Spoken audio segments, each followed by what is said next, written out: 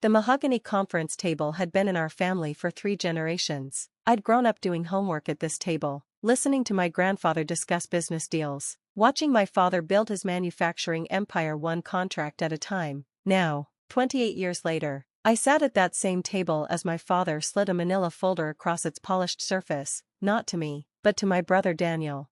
"Your grandmother's estate has finally been settled," Dad announced, his voice carrying that particular tone of finality he used when closing deals. $500,000. As expected, I watched Daniel's eyes light up as he opened the folder. My folder sat conspicuously absent from the table.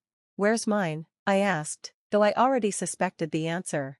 My father adjusted his tie, the same navy blue one with tiny anchors that he wore to every important meeting. "Sophia, sweetheart, I've given considerable thought to this matter. The inheritance is going entirely to Daniel." The words hung in the air like smoke from his favorite cigars. Around us, the conference room walls displayed framed photos of 4 generations of Hartley family business owners, all men.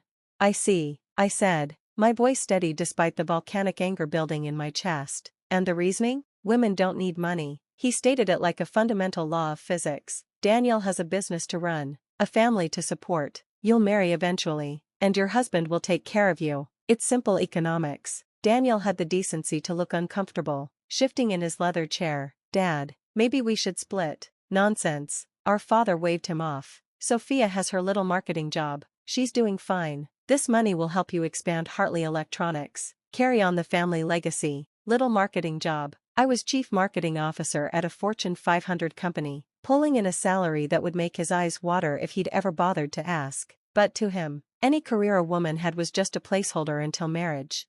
"Besides," he continued, warming to his theme, "women are too emotional with money. They spend it on frivolous things, shoes, handbags, decorating." I thought about my investment portfolio, carefully diversified across index funds, real estate, and emerging markets. The same portfolio I'd grown from $5,000 to $400,000 over 10 years through careful research and strategic decisions. But why correct him? He'd made his position crystal clear. "You're absolutely right, Dad," I said, standing and smoothing down my suit, the same charcoal gray one I'd worn to close a $10 million marketing deal last week. "Women don't need money." He beamed, completely missing the ice in my voice. "I knew you'd understand. You've always been practical. Despite being, well, despite everything, despite being a woman." He couldn't even say it.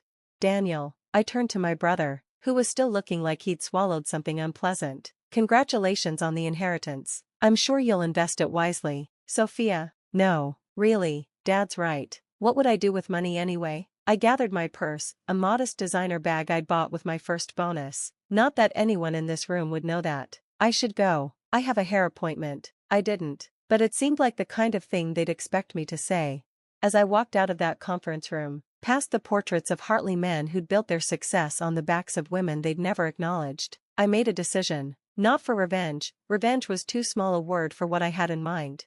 I was going to show them exactly what happens when you underestimate a woman with a Harvard MBA and a point to prove. 3 years, that's all it took. 3 years of watching from the sidelines as Daniel poured Grandma's money into Hartley Electronics like water into a sieve. He had vision. I'd give him that. Unfortunately, his vision involved expensive equipment, flashy offices, and a fundamental misunderstanding of market dynamics. I kept tabs through industry connections, quarterly reports, and the occasional family dinner where I'd smile sweetly as Dad praised Daniel's bold expansion strategy while I mentally calculated their burn rate. "How's the little marketing job?" Dad would ask over pot roast.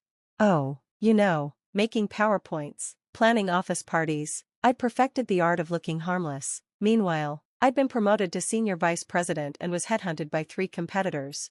The cracks started showing in year 2. Delayed supplier payments, quiet layoffs, Daniel growing thinner, the stress etched in premature lines around his eyes. He'd stopped bringing his family to dinners.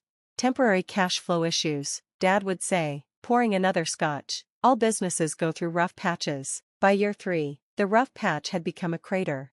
I was in Tokyo, finalizing a joint venture that would net my company $50 million in new revenue. When the call came, not from family, they were too proud for that, from my contact at the bankruptcy court. "Hartley Electronics just filed Chapter 11, Miranda informed me. Thought you'd want to know, given your connection." I stared out at the Tokyo skyline. Neon lights reflecting off glass towers. Send me the filing documents. Already in your inbox. Sophia, the asking price for assets is $50,000. It's a fire sale. $50,000. The company my grandfather started, that my father built, that my brother destroyed, on sale for less than a luxury car. I'll be back tomorrow, I said. Have the papers ready. The bankruptcy auction was held in a sterile courtroom that smelled of old coffee and broken dreams. I sat in the back, my presence unnoticed by the sparse crowd of vulture investors looking for cheap equipment to resell. Daniel was there, shoulders hunched, looking like he'd aged a decade in 3 years. Dad sat beside him, his navy anchor tie replaced by a black one, mourning the death of his legacy. When the auctioneer called for bids on Hartley Electronics as a complete entity, I raised my paddle. $50,000. Every head in the room turned. Dad's face went from gray to white to red in the span of 3 seconds.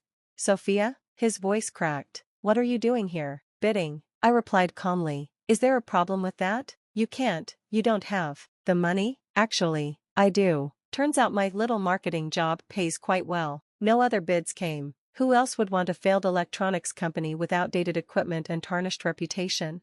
Sold, the auctioneer declared, to bidder number 47 for $50,000. I signed the papers with the same pen I'd used to approve million-dollar marketing campaigns. The company was mine, every desk, every contract, every debt, and most importantly, every opportunity to rebuild it properly. Daniel approached me outside the courthouse, looking like a man who'd lost everything, because he had. Why? He asked simply. Because I can, I replied. Because while you were burning through grandma's money on fancy equipment you didn't know how to use, I was learning, watching, waiting. Are you going to destroy it? Is this revenge? I almost felt sorry for him. Almost. Destroy it? Daniel, I'm going to save it. But first, some changes need to be made. Monday morning, I walked into Hartley Electronics as its new owner. The remaining employees, all 15 of them, down from the 60 Daniel had employed at his peak, watched nervously as I made my way to the executive office. The same office where my father had made countless deals, where my brother had made countless mistakes, where 4 generations of Hartley men had decided that women didn't belong in business. I'd prepared my first company-wide memo over the weekend, short, professional, and with just enough edge to make my point. To all staff, from Sophia Hartley, CEO, new ownership and direction, effective immediately. Hartley Electronics is under new management. I have acquired the company assets and intellectual property through bankruptcy proceedings. For those wondering about my qualifications, I hold an MBA from Harvard Business School and have spent the last 10 years in senior marketing positions at 3 Fortune 500 companies. My experience in market analysis, strategic planning, and corporate turnarounds will be crucial as we rebuild. It appears women do understand money after all. Our first all-hands meeting is tomorrow at 9 a.m. Attendance is mandatory. S. Hartley, CEO. I sent it at exactly 8 a.m., then settled into the executive chair, the same one where my father had told me women were too emotional for business, where Daniel had made decisions that destroyed a generation of work. My phone rang within minutes. Dad. Sophia Marie Hartley, what is the meaning of this? Good morning to you too, Dad. I assume you received the memo? This is not a joke. You can't just buy a company at a legal bankruptcy auction? Actually, I can. I did. Would you like to see the paperwork? That's not, you know what I mean. This is family business. Exactly, I said, examining the family photos still hanging on the wall. 4 generations of men. Time for a change. And last I checked, I'm still family. Despite being a woman, don't be dramatic. You know I didn't mean, women don't need money? Women are too emotional? We only care about shoes and handbags? I pulled up the company's financial records on my computer. Tell me, Dad, how much money did Daniel's rational, unemotional male brain lose last year? Silence. 3.2 million, I answered for him. In 1 year. But please, tell me more about how women can't handle money. He was trying to expand. He was trying to play CEO without understanding basic economics. He invested in equipment for products with no market research. He hired friends instead of qualified professionals. He spent $50,000 on office renovations while defaulting on supplier payments. How do you know all this? Because unlike you and Daniel, I actually pay attention. I've been watching this slow-motion disaster for 3 years. Every quarterly report, every industry publication, every LinkedIn update from former employees.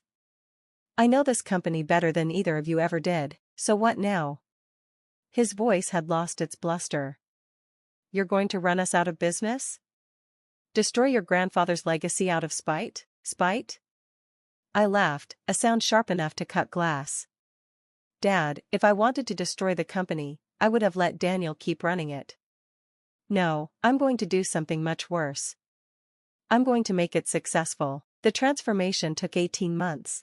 First, I rehired the key employees Daniel had let go, the ones with actual expertise rather than connections. I negotiated with suppliers to restructure the debt, leveraging my reputation in the industry. You're George Hartley's daughter? The one from Morrison Corp? Why didn't you say so? I pivoted the company from Daniel's grand visions to practical, profitable products. Turned out there was still a market for quality electronics manufacturing, if you actually understood your customers' needs. Within 6 months, we were breaking even. By year's end, we showed our first profit in 3 years. The day I signed our first $1 million contract, I invited Dad and Daniel to the office. They arrived looking like they were attending a funeral, their funeral, perhaps. Gentlemen, I said, gesturing to the conference room. The same mahogany table, but now surrounded by a notably more diverse leadership team. I thought you should hear the news firsthand. Hartley Electronics just secured a 5-year contract with Boeing. Daniel's jaw dropped. Boeing? How? Turns out my little marketing job included developing relationships with major manufacturers. When they heard I was turning around Hartley Electronics, they were interested. I slid the contract across the table. $5 million over 5 years, with options to expand. Dad picked up the contract with shaking hands. This is more than you ever thought a woman could achieve? He had the grace to look ashamed. I've been thinking about Grandma's inheritance, I continued. The $500,000 you gave to Daniel because women don't need money.